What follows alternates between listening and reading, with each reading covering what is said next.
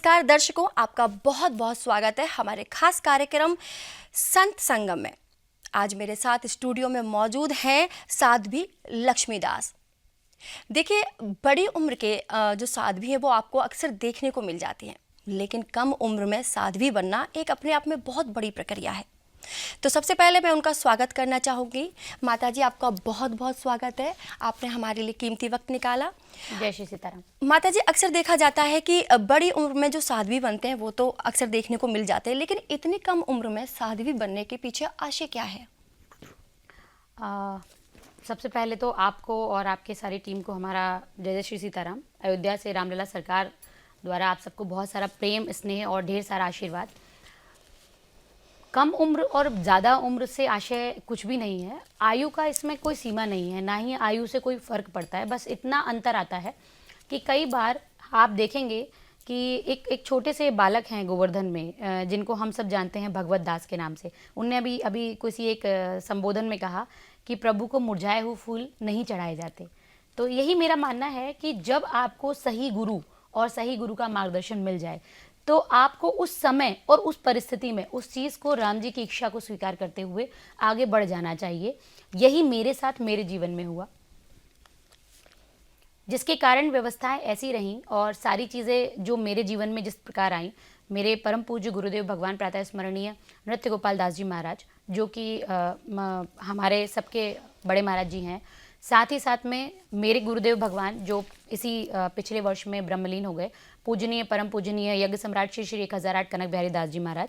आज वो हमारे साथ नहीं हैं, साकेतवासी हो गए हैं, लेकिन उनके मार्गदर्शन में मैंने अपने जीवन का जो समय इस पद्धति में व्यतीत किया है, वो समय मेरे लिए इतना अनमोल है, जिसमें संकट, कष्ट, परेशानियाँ हर कार्य में जैसे आती हैं वैसे इसमें भी आई हैं। जिस प्रकार हर व्यवस्था में आपको परीक्षाएं देनी होती हैं, उन्हें पास करना होता है, पड़ावों को पार करना होता है, इसी प्रकार मेरे जीवन में आने वाली परेशानियों को, पड़ावों को भी मैंने गुरु कृपा से, उनके मार्गदर्शन में उन्हें पार किया।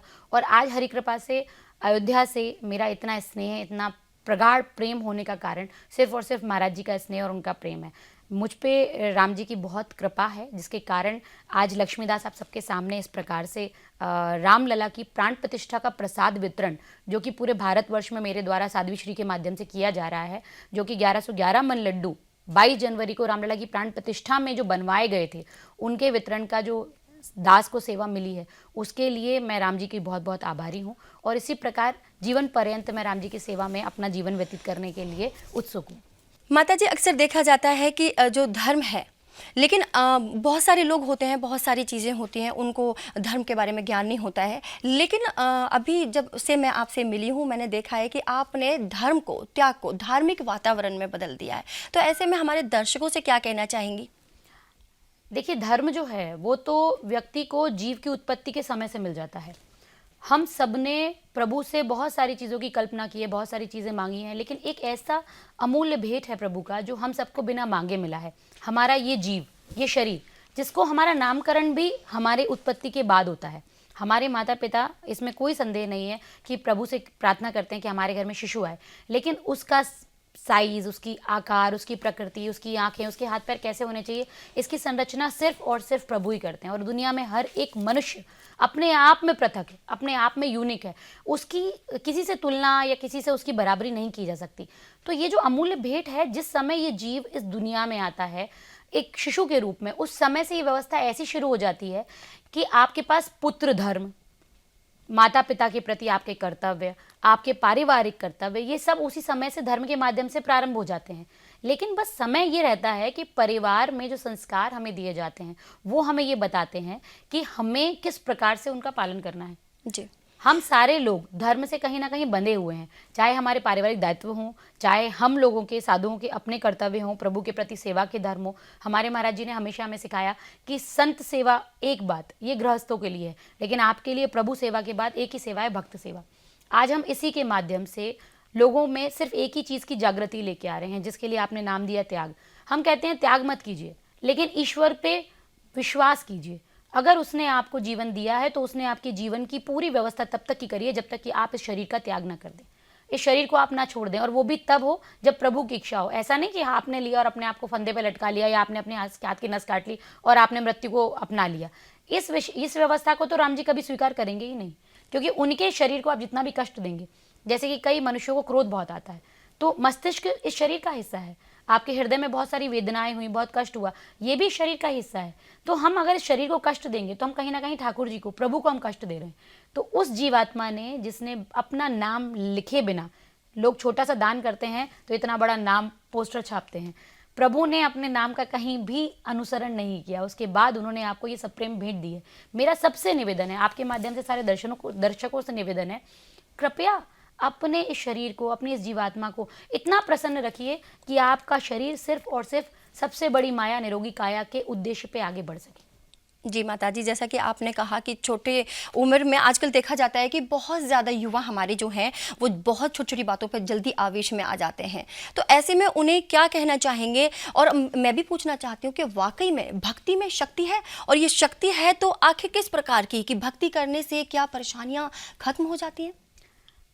देखिए, भक्ति में ही शक्ति है। अगर मानव है, मनुष्य है, जीव है जो श्वास ले रहा है, चाहे वो जानवर हो या इंसान, चाहे वो पशु हो या पक्षी, सभी के साथ एक ही व्यवस्था हमेशा चलती है, क्योंकि हमारे वेदों में इस बात का उल्लेख है कि जब आप भक्ति करते हो और सत्संग करते हो, भक्ति का आशय ये नहीं कि आपने माला ली हाथ में और आप माला का भजन कर रहे हैं। भक्ति मतलब ऐसा कार्य जिससे किसी का हृदय दुखी ना हो, ऐसा कार्य जो सद्कार्य में आए, ऐसा कार्य जिससे किसी को वेदना ना हो। अगर आप ऐसा कार्य कर रहे हैं तो वो कहीं ना कहीं भक्ति ही है। हमने यदि कोई अच्छा कार्य किया है और हम उस कार्य को करने के लिए दूसरों को प्रेरित कर पाएं, या मुझे जो शिक्षा मिली है जिससे मैं किसी का अगर हृदय कुंठित नहीं कर रहा हूं और मैंने किसी को कुछ गलत कार्य करने से रोक दिया, ये दोनों सत्संग के ही पूरक है। तो यदि कोई भी मनुष्य इन दोनों प्रथाओं पे चलता है, जैसे अभी एक उदाहरण हमारे सामने समक्ष आया कि कई लोग हमारे पास आके पूछते हैं कि माता जी, हमारे पति जो है वो हमसे हमेशा लड़ते ही रहते हैं, हम पे क्रोध ही करते रहते हैं। तो मेरा उन सभी मातृशक्तियों से ये निवेदन है कि आपके पति आप पे क्रोध इसलिए करते हैं कि यदि आप उनके मन और मस्तिष्क को समझते हुए थोड़ा कम बोलेंगी तो आपकी व्यवस्थाएं सुनिश्चित होंगी। और ऐसा नहीं मैं उनको कह रही हूँ, हर मातृशक्ति को कह रही हूँ, हम भी बहुत समय तक मौन रहते हैं, हम लोग मौन व्रत धारण करते हैं, क्योंकि शरीर को भी शांति की आवश्यकता होती है। हमारी जीवा से बड़ी इस दुनिया में ज़्यादा चलने वाली कोई चीज़ है ही नहीं। प्रभु ने प्रकृति ऐसी बनाई है, लेकिन ये जो प्रकृति है ये इतनी सुंदर है, बिल्कुल वैसी जैसी हमारी मातृशक्ति है, जैसे मेरी भगवती देवी जगदम्बा है। जितनी व्यवस्थाएं, जितनी सुंदर, संवेदनशील, आकर्षक मेरी प्रकृति है, उतनी सुंदर, संवेदनशील हमारी मातृशक्ति है। मैं आपके माध्यम से सारी मातृशक्ति को ये संदेश देना चाहती हूँ, यदि आप लोग अपने अंदर के पावर को, जैसे मैं आपकी भाषा में कहूँ, अगर आप अपने एम्पावरमेंट को, अपनी खुद की इनहेरिट स्ट्रेंथ को समझ लें, तो शायद आप ही एकमात्र ऐसी हैं जो आपके घर की होम मिनिस्टर हैं और जो घर परिवार को उस तरीके से चला सकती हैं जिस तरीके से कोई और कभी चला ही नहीं सकता है, क्योंकि आपके घर में आपके अलावा किसी और की चलती ही नहीं है। माताजी, बहुत अच्छी बात कही है, हमारे दर्शक भी इसे सुनकर जरूर आनंदमय होंगे। लेकिन अक्सर देखा जाता है कि जैसे कि आपने कहा कि मातृशक्ति एक बहुत बड़ी शक्ति होती है, लेकिन अपनी जिह्वा के कारण वो घर में क्लेश होते हैं। लेकिन अक्सर ये सुना जाता है कि कर्मों के अनुसार भी ऐसा कुछ होता है, तो क्या ये वाकई में तथ्य सही है? कर्मों के अनुसार ही तो आप मातृशक्ति स्वरूप में आई हैं, लेकिन यदि आप अपनी शक्ति को भूल गई हैं, जैसे हनुमान जी अपनी शक्ति को भूल गए थे, तो जामवंत जी ने ये आधार बनाया और उनको उनकी शक्ति का आभास कराया, तब उन्होंने लंका पार करी ना। यदि आपने प्रभु राम को सुना है, अभी सभी जगह अयोध्या क्योंकि हमारी धार्मिक राजधानी हो गई है विश्व की, तो उसके आधार पर अगर देखा जाए तो सभी ने राम में है, हर जगह राम है, कण कण में राम है। लेकिन राम स्वयं कहते हैं सीता के बिना राम का कोई अस्तित्व नहीं। जब सीता के बिना राम का कोई अस्तित्व नहीं, शिव कहते हैं शक्ति के बिना शिव शव हैं। जब उन आदि अनादि प्रभु ने, देवों के देव महादेव ने इस बात को स्वीकार कर लिया है, इसका आशय सिर्फ मैं मेरी छोटी बुद्धि से यही निकाल सकती हूँ कि हमारे इस पृथ्वी लोक का आधार ही शक्ति है। तो जो शक्ति इतनी सशक्त है, उसको पुरुष से तुलना की आवश्यकता ही क्या है? कलह तो बहुत दूर की बात है, यदि मातृशक्ति चाहे तो उनके घर का बच्चा कभी भी अकेले में रहने की तो सोच छोड़िए, इतना भी नहीं विचार कर सकता कि मुझे क्या करना है क्या नहीं करना, क्योंकि हमारी माता ही सबसे बड़ी निर्माता और सबसे बड़ी गुरु है, जो हमारे सनातन द्वारा प्रमाणित है। क्यों भगवान कृष्ण को लोग यशोदानंदन कहते हैं जी? क्यों लोग देवकी नंदन बुलाते हैं? क्योंकि ये सारा समय माताओं ने निर्माता बनने में व्यतीत किया है। जैसे अभिमन्यु को गर्भ में सारी चीज़ों की सूचना मिल गई थी, लेकिन आज का परिवेश थोड़ा पाश्चात्य की तरफ इतना आकर्षित हो गया है कि व्यवस्थाएं कुछ अलग ही दिशा में जा रही हैं। जी माता जी, बहुत अच्छा कहा आपने। लेकिन इसके साथ मैं भी जानना चाहूँगी और हमारे दर्शक है वो भी जानना चाहते हैं कि आप वेल एजुकेटेड हैं। वेल एजुकेटेड होने के साथ साथ अब साध्वी बनने की जो प्रक्रिया, ये कितनी कठिन रही है? देखिए शिक्षा जो है वो सबसे बड़ा माध्यम है किसी भी चीज़ को, किसी भी अचीवमेंट को पाने के लिए। ठीक है, चाहे वो अचीवमेंट किसी डिग्री की बात हो, एक जॉब की बात हो, एक बिजनेस एम्पायर खड़ा करने की बात हो, शिक्षा अगर आधार ना हो तो हमारे यहाँ महाराज जी भी कहते हैं, और भी संतों से जो मेरा सानिध्य होता है उनके सत्संग से भी मुझे ये बात का ज्ञान हुआ है, शिक्षा सबसे बड़ा मूल आधार है किसी भी व्यक्ति के व्यक्तित्व को निखारने के लिए। यदि व्यक्ति शिक्षित है तो वो कभी गलत करने के पहले 10 बार सोचेगा, कुकृत करने से पहले 10 बार सोचेगा। इसीलिए जब कोई गलत कार्य करता है तो हम कहते हैं क्यों, गवार है क्या। ये शब्द और संबोधन उचित नहीं है, लेकिन ये इसीलिए कहा जाता है कि शायद वो अशिक्षित है। तो शिक्षा अच्छी होने के कारण ही मुझे ये बात बहुत जल्दी समझ में आई कि हमने जब तक शरणागति नहीं ली है, जब तक हम प्रभु से कहेंगे प्रभु मुझे ये दे दो, प्रभु मुझे वो दे दो, प्रभु मुझे वो दे दो, तो प्रभु कहते हैं तथास्तु तथास्तु तथास्तु। लेकिन मुझे एक दिन इस बात का एहसास हुआ मेरे गुरु महाराज जी के संदेश और आदेश के अनुसार कि उनने मेरे लिए शायद बिजनेस एम्पायर नहीं, वर्ल्ड एम्पायर रखा हुआ है, जो प्रभु ने मेरे जीवन के समय से सुनिश्चित कर दिया है। लेकिन स्थिति ऐसी है आज की व्यवस्था में कि मैं उनसे सिर्फ एक छोटे से 10 बाई 10 या 1000 स्क्वायर फीट की जगह को ध्यान में रखते हुए कुछ मांग रही हूँ। लेकिन क्योंकि कहते हैं भगवान को ना बोलना नहीं आता, तो भगवान आपके मन की हर कामना पूरी करते हैं। मैंने प्रभु से कहा प्रभु जो आपने मेरे लिए व्यवस्थित किया हो, मेरा आपसे निवेदन है आप उस पर आगे बढ़ने के लिए मेरा मार्गदर्शन करें। यदि मुझसे कुछ त्रुटियां हो जाएं, ऐसी कोई भूल हो जाए जिसके लिए मैं आपसे क्षमा प्रार्थी हो सकूं, तो मुझे उसका मार्गदर्शन दें। उस दिन का दिन है, आज का दिन है। प्रभु ने मेरे लिए हमेशा सारी व्यवस्थाएं स्वयं सुनिश्चित की हुई हैं। माता जी, हमारे युवा हैं जो अक्सर देखा जा रहा है कि वेस्टर्न कल्चर को बहुत अपनाते जा रहे हैं, तो ऐसे में उनको क्या कहना चाहेंगे जिससे कि वो उस कल्चर को ना अपनाएं? दरअसल देखिए, आप इसको अन्यथा ना लें तो मैं एक बात बताऊं आपको जी। उनके वेस्टर्न कल्चर को अपनाने में कहीं ना कहीं परिवार ही दोषी है, या आप ऐसा कह लीजिए कि सोशल मीडिया उसके लिए कहीं ना कहीं पूर्ण रूप से जिम्मेदार है। क्योंकि हम सब ने पारिवारिक तौर पे उनके हाथ में ये जो चलता फिरता बॉम्ब है ये दे दिया है, जिसे हम सब मोबाइल कहते हैं।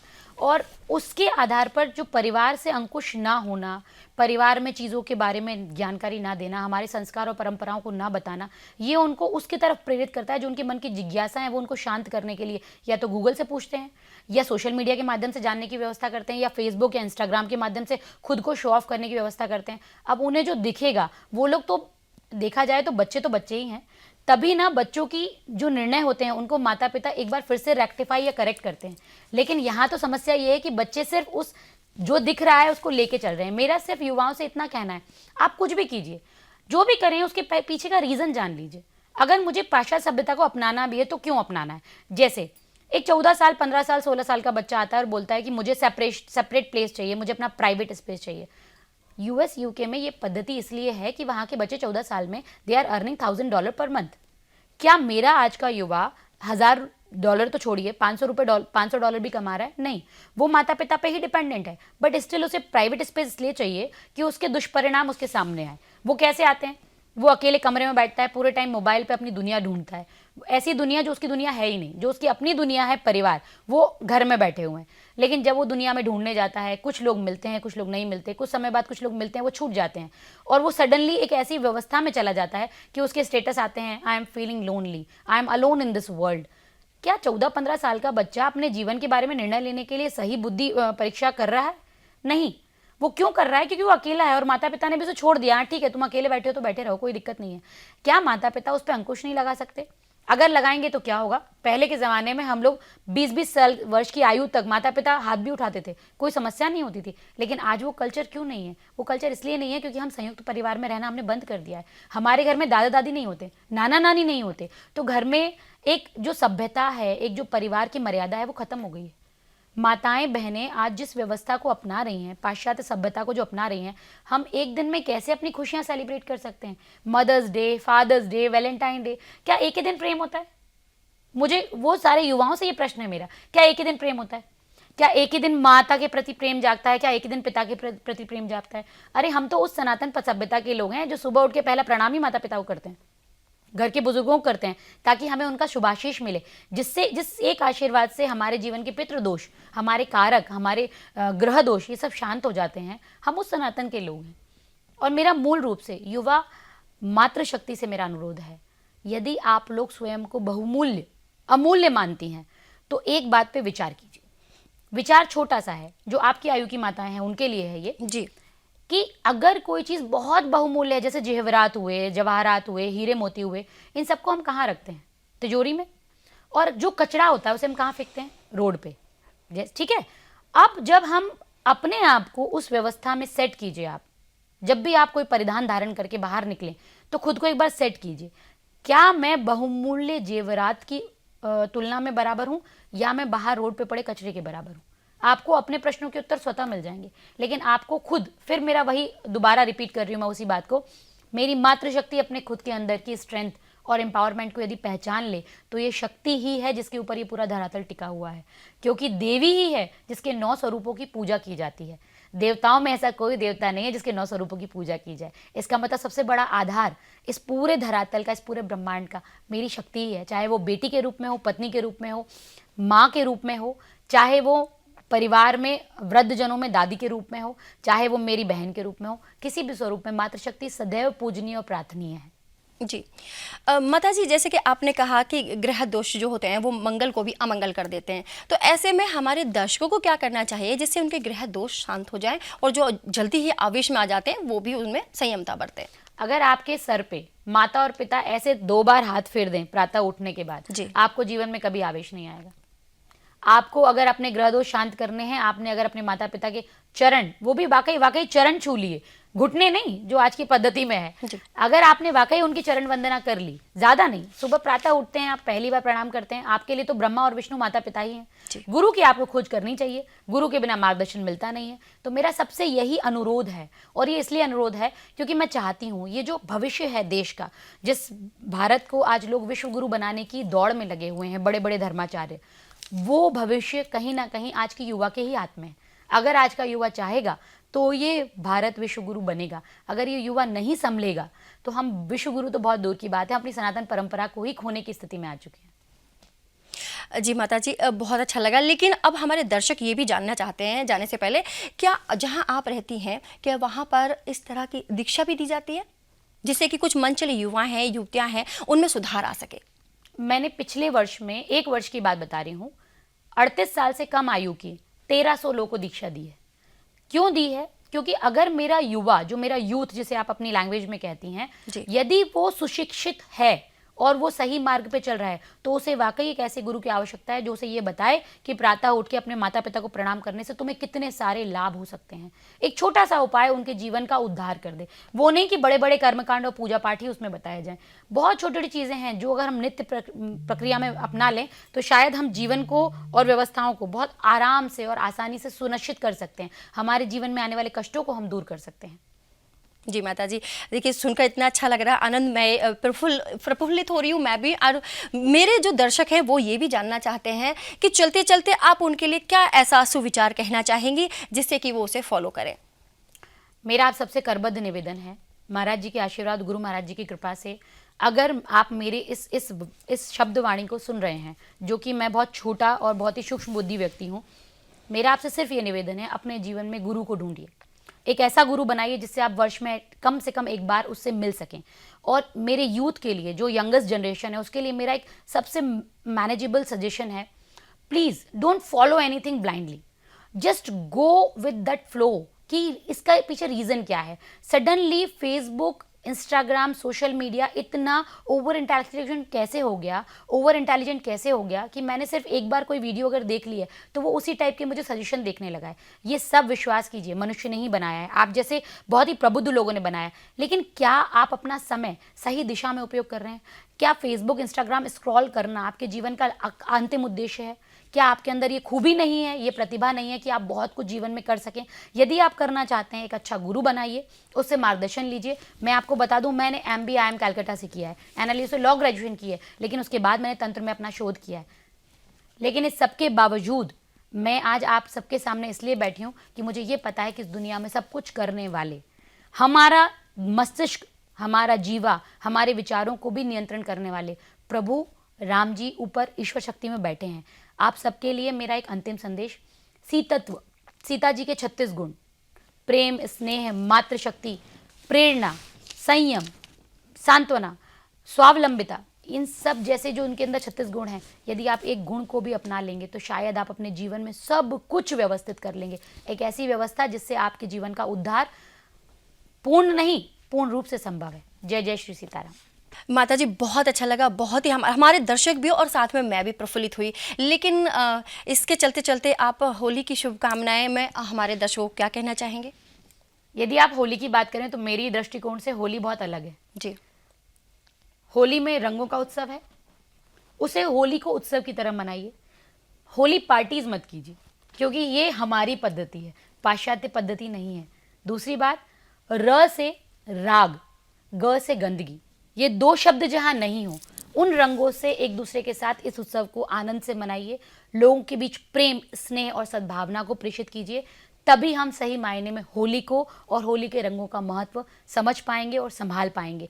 केवल नाचना, गाना, दूषित द्रव्यों का सेवन करना, किसी भी प्रकार से भांग, शराब, इन सब का सेवन करके और कहीं पड़े रहना, ये होली का कतई आशय नहीं है। मुझे नहीं पता आप लोग ये सब क्यों करते हैं, लेकिन यदि आपको करना ही है तो प्रभु के प्रेम में रंगिए अपने आप को, अपने माता पिता के स्नेह से रंगिए अपने आप को, और अपने परिवार को, आपस के संबंधों को मधुर बनाने के रंग में अपने आप को इतना डुबो लीजिए कि आपको कभी अकेलापन महसूस ना हो, जिससे मेरी युवा शक्ति सुसाइड, डिप्रेशन, साइकाइट्रिस्ट ऐसे शब्दों से बहुत दूर रहे। होली के लिए आप सबको हमारी साध्वी लक्ष्मीदास की बहुत सारी शुभकामनाएं। अयोध्या धाम से राम जी आप सबको बहुत सारा स्नेह भेजें, और इस होली पे इस बात का संकल्प लीजिए कि हम राग, जिसे हम क्रोध, द्वेष, इस सारी भावनाएं कहते हैं, और गंदगी, इन दोनों चीज़ों से दूर रहेंगे। जय जय श्री सीताराम। माता जी, मुझे पता है कि आपका बहुत ज़्यादा टाइम लग रहा है और कम समय है, लेकिन चलने से पहले अब होली की बात छिड़ी है तो बरसाने की होली के बारे में 2 शब्द जरूर कीजिएगा, क्योंकि हमारे दर्शक आपको देख रहे हैं, वो जानना चाहते हैं। बरसाने की होली के बारे में किसी को कुछ बताने की आवश्यकता तो नहीं है, लेकिन मैं फिर भी एक बात, क्योंकि आपने कही है तो कह देती हूँ कि सबसे बेहतर और सबसे अच्छा, उत्तम एक ही पंक्ति है जो मुझे बहुत पसंद आती है, और होली के दिन पूरे दिन मेरे मुख पे वही पंक्ति रहती है। आज बेरज में होली रे रसिया, आज बेरज में होली रे रसिया, होली रे रसिया बरजोरी रे रसिया, आज बेरज में होली रे रसिया, आज बेरज में होली रे रसिया। दर्शकों, उम्मीद करती हूँ कि आपको हमारा ये प्रोग्राम संत संगम पसंद आया होगा। माताजी ने जिस तरीके से व्याख्यान किया है उससे मन प्रफुल्लित हो गया है, और आपसे ये भी उम्मीद करती हूँ कि जो माताजी ने जिन जिन बातों के बारे में बताया है, धर्म के बारे में बताया है, वेल एजुकेटेड होने के साथ साथ उन्होंने किस प्रकार से कठिनाइयों को पार करते हुए साध्वी का रास्ता, मार्ग अपनाया है, तो मुझे उम्मीद है कि आपको ये सब जरूर पसंद आया होगा। माता जी, आपका अब आपने हमारे लिए ये कीमती वक्त दिया, आपके लिए बहुत बहुत शुक्रिया। इसी के साथ मैं उम्मीद करती हूँ दर्शकों आपसे कि जल्द ही आप सबके समक्ष मैं फिर से एक नए विषय के साथ आप सबके समक्ष हाजिर होंगी, और उम्मीद है कि आपको हमारा प्रोग्राम पसंद आया होगा। जल्द ही आप सबके समक्ष हाजिर होंगे। फिलहाल मुझे दीजिए अनुमति। माता जी, आपसे भी विदा लेने का समय आ गया है, मुझे दीजिए अनुमति। दोस्तों, जल्द हाजिर होंगी। नमस्कार।